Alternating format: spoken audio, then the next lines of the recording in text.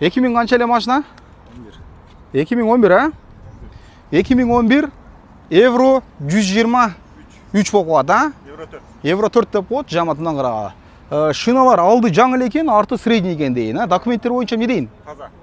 Өткізіп алыш керек, айдап тұрса болу. Өткізіп алыш керек, жоқ. Өткізіп алғанша мен тұрса болады бір ай. Эми сүйлөшүү жолдору бар экен, ушундай дейин туугандар. Сүйлөшүү жолдору бар экен. Мотор коробка кандай? Жакшы. Холодильник иштейби? Холодильникинде фрио заправка кылыш керек. Фрио менен заправка кылса иштейт, а?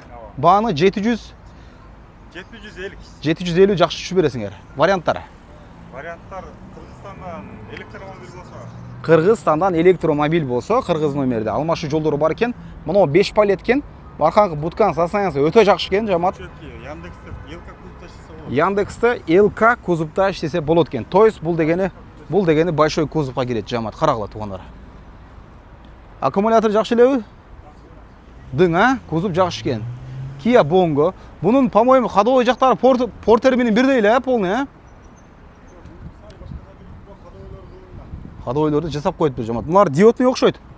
Будан ачкылачы, брат, көрөлү.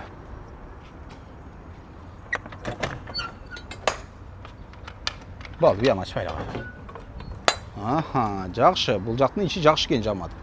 Тап-таза. 750 000 айтылыш баасы жакшы түшүп берет экен. Алдыңкы шиналар прямо жаңы экен. Арты средний экен, жамат. Лобовой целый. Пароктор реально живой. Маселе жок пароктордо. Мафон иштейт да.